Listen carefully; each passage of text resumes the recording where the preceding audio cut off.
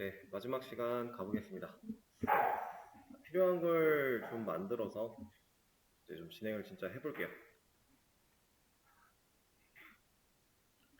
자, 일단은 클래스 파일을 하나 만들 거고요. 패키지를 데모 뒤에다가 컨트롤러 하나 더 달아줄게요. 그 이름은 USR 홈 컨트롤러 이런 식으로 지어주겠습니다. 유저 홈 컨트롤러란 느낌인데, 자, 이런 녀석을 하나 만들어서 파일을 띄워 놓을 겁니다. 자, 이 녀석 클래스 이름은 USR 홈 컨트롤러라고 하는 이름으로 제가 만들었는데, 패키지도 컨트롤러라고 넣어놨는데, 사실 얘는 그냥 클래스의 이름일 뿐이죠. 이 이름 때문에 뭔가 영향을 행사할 수 있나요, 얘는? 그건 불가능해요. 그건 아무리 스프링부트가 세팅을 해놨다고 해도 그것까지는 안 됩니다. 그래서 우리는 이 녀석이 이제 이름만 컨트롤러인 게 아니라 진짜로 컨트롤러의 역할을 수행할 거야 라고 하는 그런 정의를 해줘야 돼요. 그리고 그렇게 정의하는 그 과정이 스프링한테 알려주는 겁니다. 야, 나 지금 이렇게 만들어낸 이 클래스 파일을 컨트롤러로서 활용을 할 거니까 네가 이 컨트롤러, 이 객체를 잘 관리를 해야 돼 라고 우리는 그냥 명령만 시키는 거예요. 그 과정을 하나 해주면 스프링이 알아서 이 컨트롤러 객체를 관리하게 될 겁니다. 자, 그건 이 클래스의 머리 위에다가 컨트롤러라고 하는 어노테이션을 다는 것부터 시작이에요. 컨트롤러라고 하는 어노테이션을 달려고 이렇게 자동 완성을 해보시면 컨트롤러가 있어요. 이 녀석을 달아주면 이제부터 이 USR 홈 컨트롤러는 이름이 컨트롤러여서 컨트롤러인 게 아니라 진짜로 스프링 내에서 컨트롤러의 역할을 수행할 수밖에 없게끔 세팅이 끝난 거예요. 간단하죠? 자, 이 어노테이션 하나로 끝난 겁니다. 스프링이었으면 이 객체를 나는 컨트롤러로서 활용을 할 거야 라고 하는 설정 파일에다가 빈으로 등록을 해야 돼요. 우리가 빈 객체를 사용하기 위해서는 그 빈이라는 그 객체 형태로 이런 클래스 파일들을 다 연결해서 등록하는 과정이 필요한데 스프링부트부터는 그런 게 필요가 없어요. 그냥 어노테이션 하나 달면 얘는 끝났습니다. 얘는 이제 이름이 예를 들어 USR 홈 서비스로 바뀌어도 이 어노테이션이 달렸으면 얘는 이 프로젝트 내에서 컨트롤러예요. 그렇게 동작을 하는 겁니다. 그래서 이 어노테이션이 상당히 중요해져요. 자, 일단 이 세팅을 만들어 놓고 제가 일단 몇 가지를 더 적을 건데 지금 이거는 일단 보세요.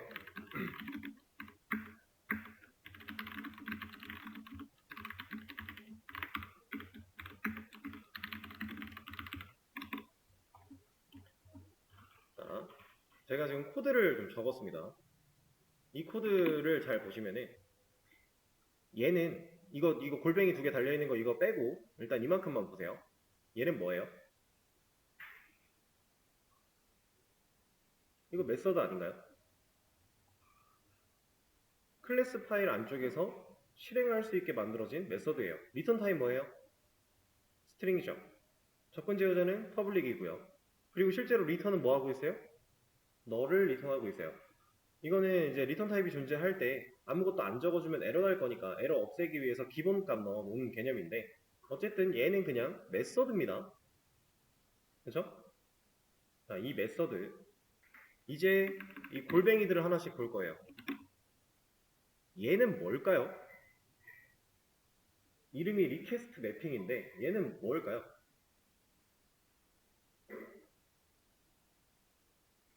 리퀘스트가 뭐였어요? 요청이죠. 매핑이 뭐예요? 예, 일치하게끔 우리가 URL 매핑이라고 하는 단어를 사용하면서 계속 웹서블릿에다가 적어줬던 그 매핑 주소. 걔가 이제 매핑 주소인데, 자, 리퀘스트 매핑이래요. 얘는 요청을 실제로 매칭시키는 역할을 하는 녀석입니다. 그 역할을 해주는 어노테이션이에요. 그럼 여기다가 이제 우리가 뭘 적으면 될까요? 실제로 요청을 보내고 싶은 그 요청 주소를 입력해주면 됩니다. 우리가 해왔던 것처럼.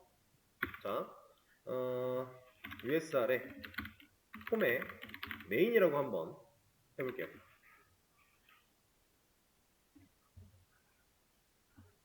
이렇게 적었어요.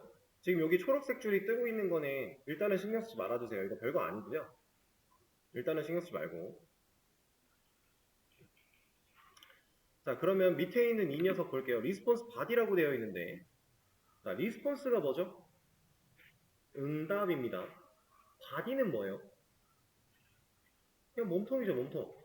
근데 우리가 메서드에서 바디라고 하는 표현을 썼던 게 자바 공부하셨을 때 있었을 거예요. 자, 메서드에 이러한 구현부를 없애서 세미콜론을 찍으면 이 에러를 마우스를 올렸을 때 이 메서드는 필요하다, 바디가 세미콜론 대신에 라고 했었죠.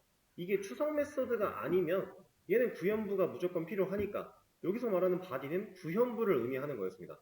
그렇죠? 자, 그런 바디가 있어요. 근데 지금 여기 어노테이션에 리스폰스 바디라고 달려있어요. 얘는 응답하는 구현부 정도라고 보시면 됩니다.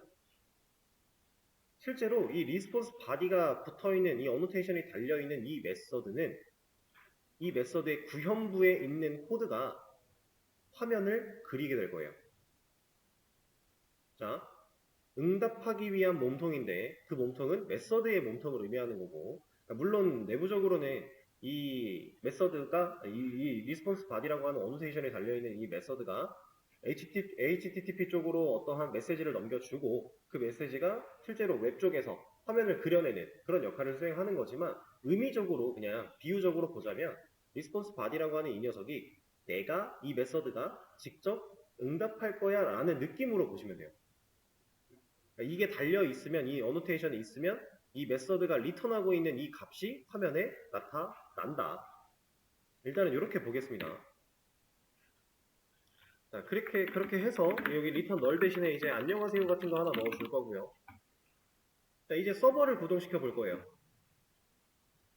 우리 내장 톰캣이 내장 웹서버가 있으니까 내장 웹서버를 사용해서 서버를 구동하고 브라우저를 통해 한번 접근을 해보도록 하죠. 자, 여기 로컬, 부트 대시보드에 있는 이 로컬 열어보면은 아래 데모라고 하는 녀석이 있습니다. 이거는 우리가 스프링 스타터 프로젝트를 만들면 자동으로 같이 만들어지는 서버였는데 이 서버를 실행시켜 줄게요. 그러면 콘솔에 이런 식으로 뭔가 나와요. 자, 이렇게 실행했을 때 안 되시는 분들 분명히 있을 겁니다. 에러가 뜨는 분들. 근데 괜찮아요. 알려드릴 거예요. 자, 우리가 이 서버를 실행시켰을 때 콘솔에 뭔가 뜨는 거 JS 아티클 매니저 때도 똑같이 떴었죠. 빨간색 글씨로 막 떴었어요. 그거 누가 주는 메시지예요? 그거 웹서버가 주는 메시지예요. 이것도 마찬가지예요. 웹서버가 지금 내장되어 있는 웹서버가 주는 메시지입니다. 근데 이 메시지에 보시면은 에러가 나신 분들은 대부분 다 8080 포트가 이미 사용 중이라서 중복돼서 못 쓴다 이런 에러가 떴을 겁니다. 그게 콘솔에도 나올 거고요. 저 같은 경우는 지금 여기 8080 포트로 잘 실행이 됐는데 저는 8080 포트 이미 사용 중인 포트가 없어서 이렇게 잘 나왔어요. 근데 만약에 이 포트가 중복이 돼서 못 쓴다라고 나오신 분들은 방법이 두 가지가 있겠죠. 이미 사용 중인 8080을 이 포트를 죽여서 킬해서 없애서 8080으로 다시 키거나 아니면은 내가 사용하고자 하는 이 내장 웹서버를 포트를 변경하면 돼요.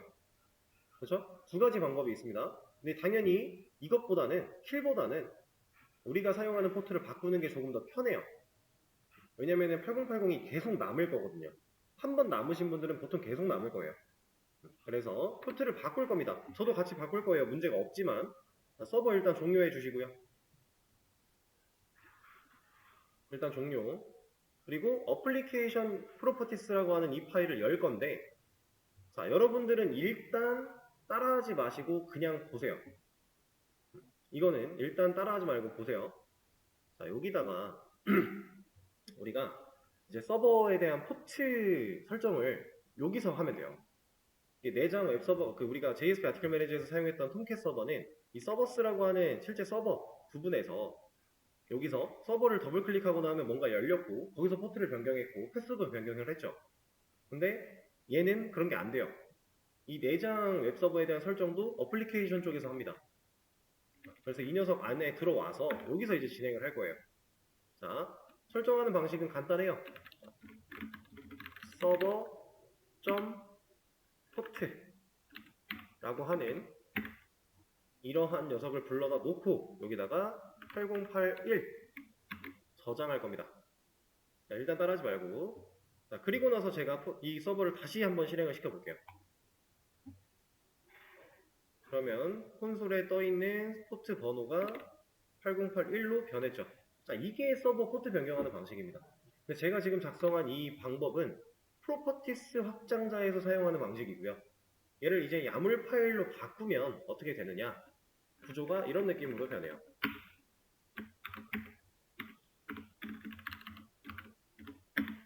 이렇게 변합니다. 이런 식으로 계층형으로 쌓아나간다는 거예요. 이게 단순하게 이거 하나만 봤을 때는 한 줄이 더 나은 거 아닌가 싶을 수도 있어요. 근데 이 동일한 세팅값이 그 설정 파트로 들어와서 세부적으로 설정하는 것들이 여러 개가 쌓인다면 그때 프로퍼티스는 다 나열해야 되고요. 야물은 이렇게 그냥 계층형으로 쭉 나열하면 돼요. 그래서 우리가 야물이 조금 더 한눈에 들어오기 편하고 가독성이 좀 좋고 실제로 사용하기도 편해서 야물을 사용하려고 하는 겁니다. 근데 확장자를 바꿔줘야 된다라고 했어요.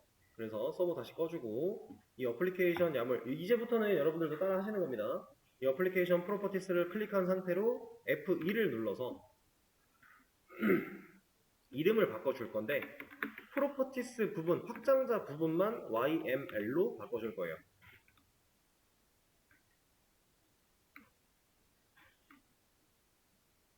이 YML이라고 하는 확장자가 야물 파일의 확장자입니다. 뭐 YML, YAML 뭐 두 가지가 있는데 둘 다 상관이 없어요.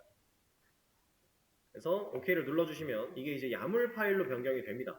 그러면 여러분들도 아마 저처럼 이 기본적으로 들어가 있던 이 세팅 한 줄이 빨간색이 뜰 거예요.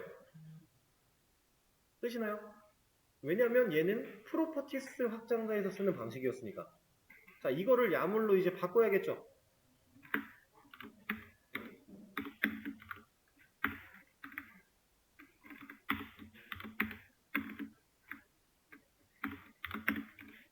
이렇게 바꿔주면 됩니다. 구조는 거의 비슷해요. 한 줄로 느려 쓴 거를 이제 콜론 종속을 사용해서 그냥 줄바꿈 해가며 들여쓰기 해가며 처리하면 돼요. 근데 지금 보시면은 원탭을 하면 조금 더 길게 많이 갈 거예요. 이렇게 이런 식으로 갈 겁니다. 많이 가죠 좀.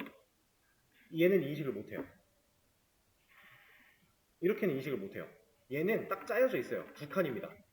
그래서 스페이스바로 일단 해주시고 이게 스페이스바로 안에도 탭으로도 두 칸이 가게끔 인식이 되는 경우도 있고 이렇게 탭을 했을 때는 4칸, 스페이스바는 2칸 이렇게 가는 경우도 있는데 안 되면 그냥 스페이스바로 하면 되죠.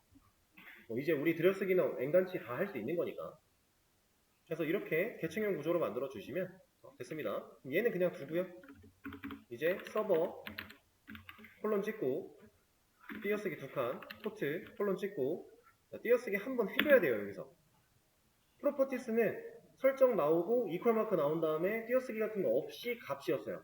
근데 야물은 설정 나오고 밑에 계층형으로 설정 쌓고 실제로 값을 입력할 때는 띄어쓰기 한 칸을 꼭 해줘야 됩니다. 문법이에요. 이거 안 하면 애초에 뭐라 해요? 인식을 못해요. 정해져 있는 문법이 있는 거니까 그거에 맞게끔 잘 써줘야 됩니다. 설정이니까. 자, 저 같은 경우는 8081 상태로 서버를 껐기 때문에 진짜로 잘 변했나 보기 위해서 8082로 한번 테스트를 해볼게요. 저장까지 완료를 해주신 다음 서버를 실행시켜 보겠습니다. 자, 그리고 포트 번호를 확인했을 때 본인이 설정한 포트 번호로 잘 입력이 됐다면 오케이. 이제 포트 번호 바꾸는 거 어렵지 않죠? 자, 물론 아까 전에 제가 기본으로 써있던 이 녀석을 야물로 바꿀 때 점 찍었던 부분들을 계층형 구조로 바꾸면서 콜론 종속으로 변화를 줬는데 그렇게 해서 100% 다 안 될 수도 있어요. 무조건 다 그렇게 하면 된다는 아닙니다. 근데 대부분의 경우는 그렇게 호환이 돼요. 자, 저도 다시 8081로 변경을 해서 저장을 할 거고요. 그리고 이 스프링 부트가 참 좋은 게 지금 제가 어플리케이션 야물에서 포트 번호를 변경한 다음에 저장을 했더니 이 웹서버가 또 리로드를 지가 알아서 했어요. 근데 저는 분명히 서버 설정 건드렸죠. 근데 서버 리로드가 됐더니 8081로 바로 바뀌었어요. 그러니까 우리가 JSP를 다룰 때는요, 없던 서블릿이 만들어지거나 아예 새로 서블릿을 만들어내는 그런 상황이 되면은 웹서버를 껐다 키지 않았을 때는 인식을 못해요. 근데 스프링 부트는 그런 게 없어요. 그냥 얘가 리로드를 해주면 웬만한 거 다 인식 다 합니다. 크게 껐다 킬 일이 딱히 없어요. 그래서 상당히 편하고요. 그리고 실제로 서버가 리로드 되는 시간이 상당히 빨라요. 우리가 어떤 작업을 하고 수정한 상태를 저장을 하면 거의 바로 깜빡이면서 리로드를 해줍니다. 훨씬 더 간편해진 거예요. 이게 가능할 수 있는 건 내장이라서 그래요. 안에 들어있어서. 그래서 빠른 겁니다. 어쨌든 편의성이 많이 증가가 된 상태로 우리가 이제 이 녀석을 다룰 수 있는 건데, 포트 설정했고요. 자, 우리가 이제 이 컨트롤러에서 요청 주소를 만들어 놨는데 이 주소를 그럼 입력을 하려면 제가 브라우저에 뭐라고 입력을 해야 될까요? 일단 로컬호스트에 포트 8081 저는 1로 했으니까 그 다음에 뭐 입력해야 돼요? IP에 포트 나왔으면 그 다음 나오는 거 뭐죠? 컨텍스트 패스 와야죠. 패스가 와야 돼요. 우리는 패스를 설정한 적이 있나요? 없죠. JSP 아티클 매니저 때는 패스 설정 따로 안 하면 기본적으로 프로젝트 이름이 컨텍스트 패스로 잡혀 있었어요. 자, 이 녀석은 과연 데모가 이 자리에 들어 있을까요? 얘는 안 들어 있습니다. 기본적으로 이 내장 톰캣이 지원하는 컨텍스트 패스는 루트예요. 우리가 다른 설정을 해주지 않는다면 얘는 패스가 그냥 루트로 잡혀 있습니다. 그래서 서버가 켜진 이 상태에서 제가 브라우저를 띄우고 로컬호스트에 8081에 USR에 홈에 메인 이렇게 입력을 하면 화면에 이제 안녕하세요가 나온다라는 거예요. 만약에 내가 패스를 설정하고 싶어 라고 하면 그거 패스도 여기서 설정하면 됩니다. 이 서버라고 하는 설정에 컨텍스트 패스라고 하는 녀석이 있어요. 이걸 사용해서 패스를 설정을 해주면 그 패스대로 입력을 해야 또 들어갈 수 있게 됩니다. 기본은 루트인데 우리 어차피 루트 써왔었잖아요. 여기서도 그냥 루트 사용할 겁니다.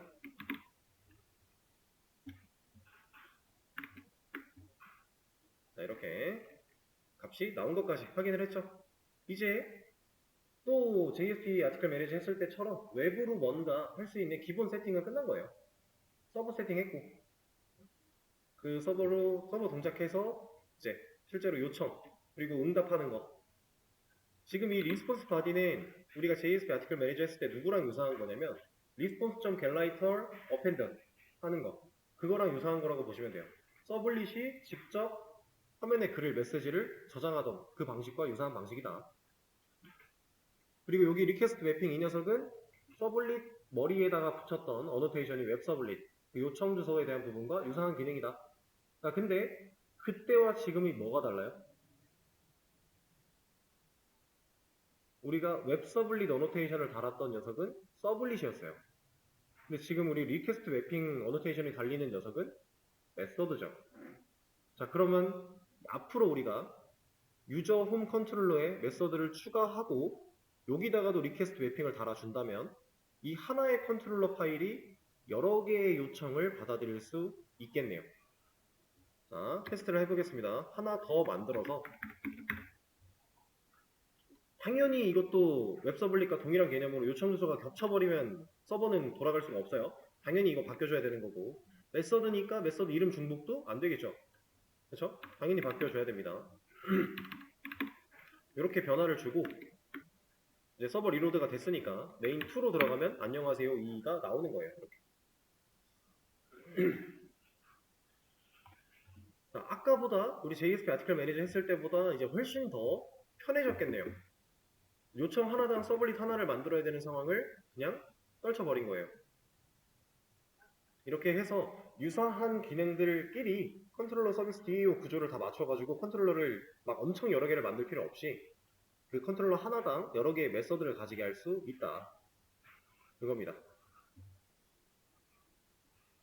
지금 여기까지만 했을 때에도 벌써 좀 괜찮죠? 훨씬 좀 편해지고 있죠? 새로운 구조기 때문에 좀 낯설게 느껴질 수는 있겠지만 좋아지고 있는 게 보이실 겁니다. 그리고 이쪽에 있는 이 초록색 얘는 왜 뭐라고 하는 거냐면 뭐라고 하는 건데 자, 보세요. Replace with Mapping Annotation을 바꾸래요. 이거 왜 그런 거냐면 이 Request Mapping이라는 이 녀석은 요청을 매칭시키는 녀석이라고 했어요. 그쵸? 근데 우리가 서블릿을 생각을 해보면 사용자한테 요청을 받아들일 수 있는 거 우리 뭐뭐 써봤어요? 두 겟과 그 다음에 두 포스트 써봤죠. 이렇게 두 가지를 써봤습니다. get 요청과 포스트 요청이 있었어요. 그런데 이 녀석은 get과 포스트를 알아먹을 수 있나요? 구별할 수 있을까요? 얘는 get이냐, get으로 넘어왔냐, 포스트로 넘어왔냐를 따지지 않고 그냥 요청을 매칭시키는 녀석이에요. 둘 다 받는다라는 겁니다. 그래서 지금 여기서 뭐라고 하는 거예요. 왜냐면 우리가 항상 잡아가지고 개발을 할 때는 꼼꼼하게 제약을 많이 걸어야 돼요. 근데 지금 get으로 들어왔는지 포스트로 들어왔는지를 따지지 않고 일단 다 받을게 라고 하는 이 행위는 컴퓨터 입장에서 이거 꼼꼼하지 못한데? 내가 get을 줬으면 니는 get으로 받아야지. 왜 그냥 통합으로 받아? 안 돼. 라고 하는 거랑 똑같은 겁니다. 그래서 지금 약간의 경고처럼 초록색 라인이 뜬 거예요. 그래서 이 녀석을 에러를 없애려면 우리가 지금 당장은 뭐 포스트든 get이든 큰 의미가 없으니까 그냥 리퀘스트 맵핑이 아니라 getmapping이라고 하는 녀석이 있어요. 이걸 쓰면 초록색이 사라집니다. 그럼 얘는 이제 get 요청을 받아들일 수 있는 녀석으로 바뀌는 거예요. get 매핑이 있다는 얘기는 당연히 포스트 매핑도 있지 않을까요? 네, 실제로 포스트 매핑도 있습니다. 이러면 얘는 이제 포스트 매핑을 받아들이는 녀석으로 만들어졌다라는 거예요. 그럼 포스트를 받는 녀석한테 get으로 요청을 보내면 못 받을 거고 get을 받는다는 녀석한테 포스트를 주면 요청을 못 받겠죠? 이렇게 세분화해서 진행을 해야 된다. 이러면 나는 뭐라고 안 할게. 근데 사실 초록 색깔 무시하고 그냥 리퀘스트 매핑을 써도 전혀 상관은 없어요. 그거는 뭐 크게 문제가 되진 않으니까. 근데 실제로 여러분들이 뭔가 사업을 진행한다라고 하면 당연히 꼼꼼하게 get은 get, 포스트는 포스트 맞춰주는 게 올바른 형태다. 지금은 그냥 get으로 다 통일을 하겠습니다. 이거 실제로 포스트를 사용하기 전까지는. 자, 그러면 이제 잘 되는지도 확인해 봐야겠죠? 당연히 문제는 없겠지만 자, 이 상태에서 이제 이런 거 하나 해볼게요. 이건 여러분들이 직접 해보실 건데 되게 간단합니다. 지금 USR에 홈에 main 2라는 요청을 보내는 메서드를 만들어 놨는데 이 요청을 보내면 화면에 0 나오고 새로 고침하면 이거는 새로 고침을 한다는 건 요청을 새로 보내면 이라는 것과 같은 의미예요. 1 나오고 2, 3, 4, 5, 6 이런 식으로 새로 고침을 한번 할 때마다 카운팅이 1씩 늘어날 수 있게끔 화면에 쓰여져 있는 숫자가 늘어날 수 있게끔 한번 시간을 들여볼 테니 잠깐 만들어 보세요. 자, 앞에 화면 볼게요. 너무 간단하죠? 너무 간단합니다. 이걸 갑자기 왜 해보라고 말씀을 드렸냐면 이거는 실제로 이 기능을 만드는 데에 중점을 두고 지금 문제를 드린 건 아니고요. 이 문제를 해결하기 위해선 필요한 것들이 몇 개 있을 거예요. 그 필요한 것들을 그냥 우리가 사용하던 대로 똑같이 쓸 수 있는데 괜히 지금 이 파일 구조 때문에 그런 것들을 쓸 수 없나? 라고 생각을 하실 수도 있어서 그런 생각을 좀 깨뜨려 드리기 위해 지금 이런 문제를 한번 해봤던 겁니다. 자, 일단은 요청을 딱 보내면 화면에 0이 나오래요. 이거부터 한번 생각을 해볼게요. 요청을 딱 보냈을 때 화면에 0이 나오려면은 지금 우리 상태에선 이게 최선이죠. 현재 상태에서는. 그쵸? 이러면 0이 나올 겁니다. main2로 요청을 보내면 0이 나와요. 자, 근데 이러면 우리가 이제 새로 고침을 했을 때 계속 요청을 보냈을 때 1로, 2로, 3으로 이렇게 증가시킬 수가 없겠죠. 그럼 지금 이 문제를 해결하기 위해서는 뭐가 필요한 거예요? 상황에 따라 값이 변할 수 있는 변수가 필요한 거예요. 그래서 우리는 변수를 만들어내야 됩니다. 그리고 그 변수에는 실제로 값이 1씩 증가를 해야 되기 때문에, 그렇죠? 이 변수는 문자여서는 안 되겠네요. 숫자가 필요한 시점이죠. 정수가. 자, 그러면 이 녀석은요. 지금 이 main2라고 하는 요청을 받아들이는 이 showmain2라는 이 이름의 이 녀석은, 이 메서드는 결국 그냥 메서드예요. 우리가 알고 있던 메서드의 개념과 다를 게 하나도 없어요. 똑같은 메서드입니다, 그냥. 그렇다라는 건 리턴 타입으로 인트를 가질 수 있다라는 거고, 실제로 리턴을 정수로 할 수 있다는 얘기예요. 그러면 0이 나오는 결과는 똑같죠? 이건 뭐야? 이거는 뭐죠? 이게 왜 나왔을까?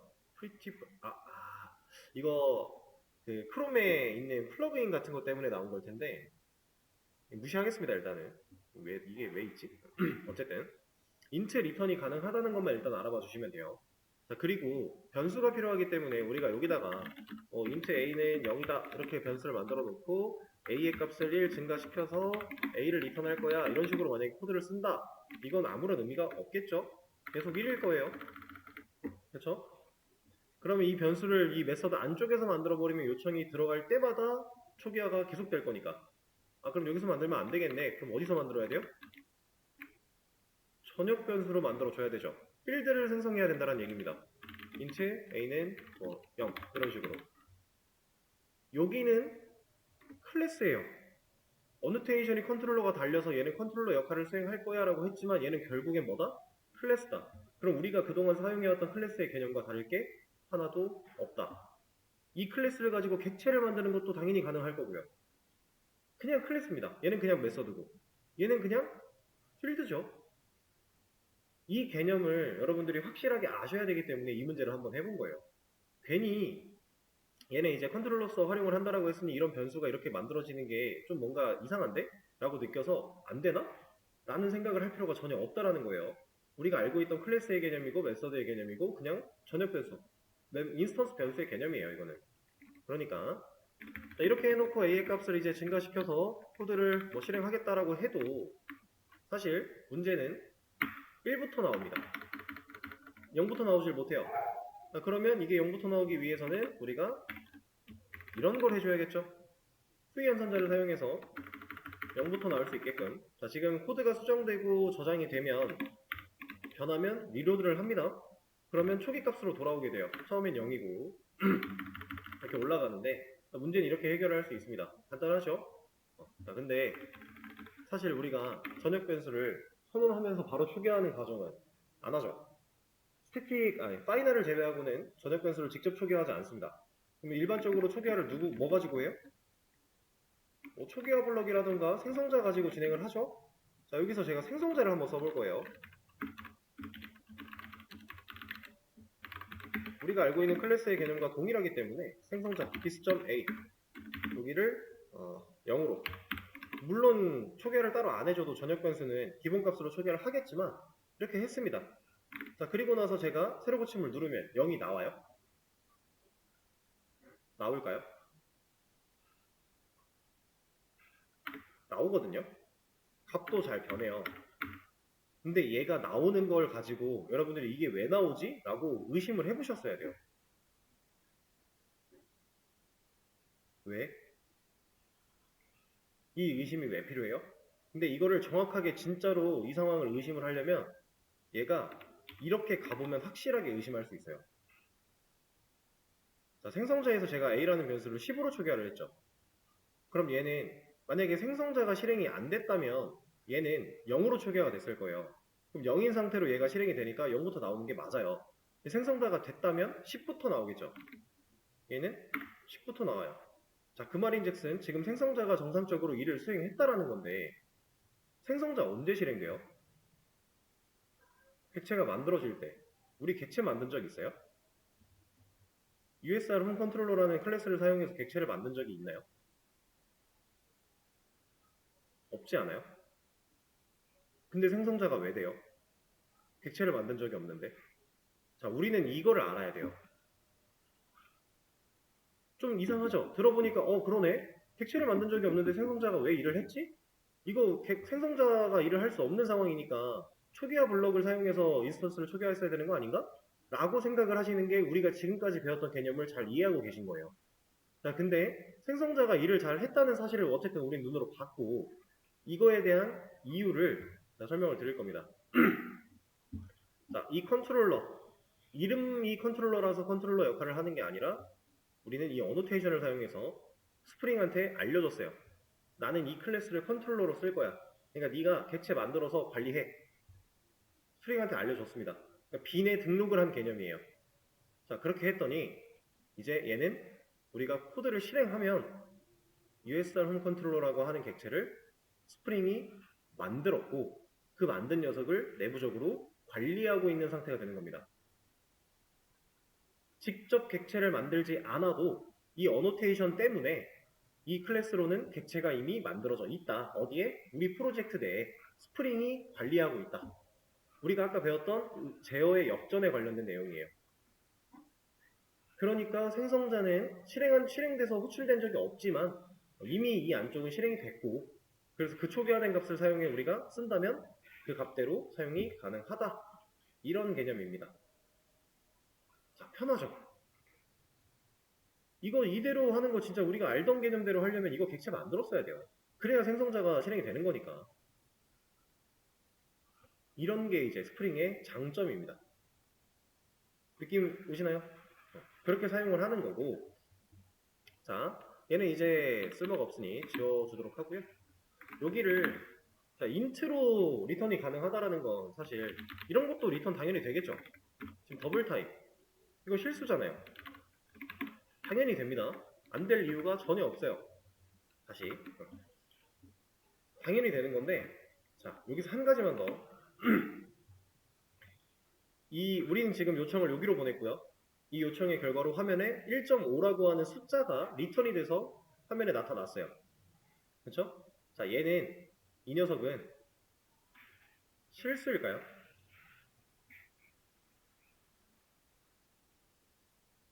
이 녀석은 실수가 맞을까요?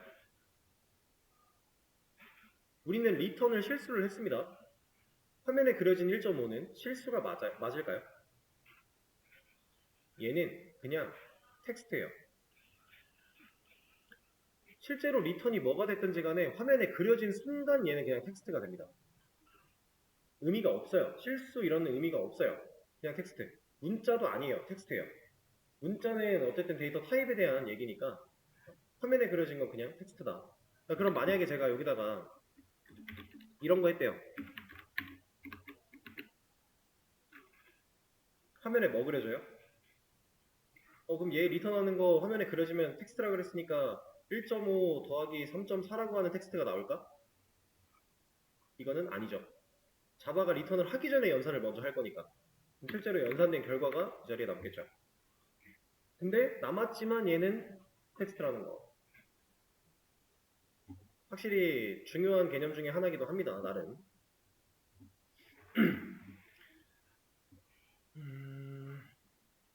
이제 이런 것도 좀 테스트를 해봤고 그리고 이거 하나만 더 얘기할까요? 제가 이 매핑 주소에 입력하는 URL 매핑과 메서드의 이름을 좀 연상이 가능하게끔 비슷하게 만들고 있어요. 그죠? 실질적으로 우리가 기능을 만들어 나가다 보면은 이제 대부분 이름이 같아지는 경우가 많을 거예요. 요청에 들어오는 이 실질적인 기능, 마지막 핵심 부분이랑 내가 만들어낸 메서드 부분이랑 이름이 같아지는 경우가 되게 많아질 건데 그 이유는 간단합니다. 이거 이름 같아야 되는 거 아니에요? 다른데 실제로 가능하죠? 이건 메서드 이름일 뿐이니까 상관이 없어요. 없는데 이걸 같게 하는 이유는 나 안 헷갈리려고. 우리가 만드는 메서드가 종류가 되게 많아질 거고요. 그에 따른 요청을 받아들이는 녀석도 되게 많아질 건데 그때 이름들이 다 제각각이라면 스스로가 너무 헷갈려요. 그리고 우린 심지어 컨트롤러가 서비스가 DAO한테 왔다 갔다 해야 되죠. 이 상황에서도 이름이 계속 바뀐다? 이거는 진짜 생각보다 엄청 헷갈린 겁니다.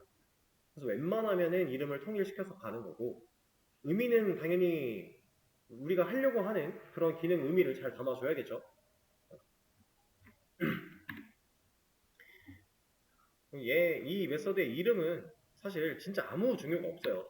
이렇게 만들어도요, 우리가 요청을 얘를 보내면 이 매핑이라고 하는 어노테이션이 해당 메서드에 달렸기 때문에 얘가 실행되는 거예요, 그냥. 아무 상관이 없지만, 그럼에도 불구하고 이름을 매칭시키려는 이유는 내가 안 헷갈리기 위해서 스스로 그런 개념이라는 거 그렇게 알아주시면 되겠습니다. 자, 일단 오늘은 이 정도까지만 마무리를 하고요. 내일 수업에서 좀 더 다양한 활용 좀 더 진행을 해보고 이제 실제로 기능 같은 것도 만들어 가면서 기세 올리는 것도 좀 진행을 해보도록 하겠습니다. 자, 그러면 오늘 수업은 여기서 마무리를 하도록 할게요. 고생하셨습니다.